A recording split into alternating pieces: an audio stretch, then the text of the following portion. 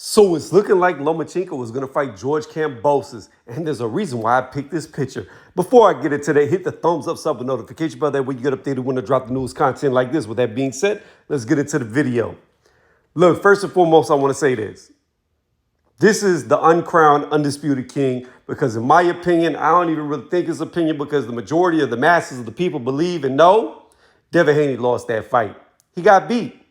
So Lomachenko should be undisputed right now, but he's not.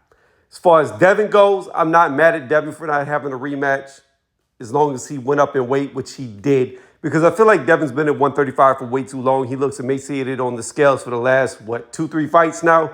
So it was time for him to move up. We'll see how he does against Regis, but I'm not mad at him for moving up in weight if he wasn't going to do the rematch. I would have been mad if he would have done the Shakur fight instead of the rematch with Loma. With that being said, Shakur wanted to fight Lomachenko. Lomachenko said no, he had unfinished business with Devin Haney. Devin Haney obviously didn't give him the rematch. He went up in weight. So I guess Loma could have fought Shakur. But when you look at Shakur, people will argue he's much better than George Kambosos, and I cannot disagree with that opinion. However, George did more.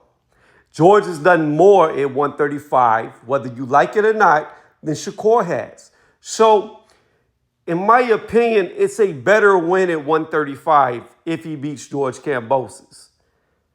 So I think it's the better fight for Loma, and then we'll see what Loma does next. We don't know what's going on with Devin Haney's titles. That shouldn't even be his, like I said, but he's still currently undisputed at 135, even though he went up to 140. Well, he hasn't yet, but he's supposed to.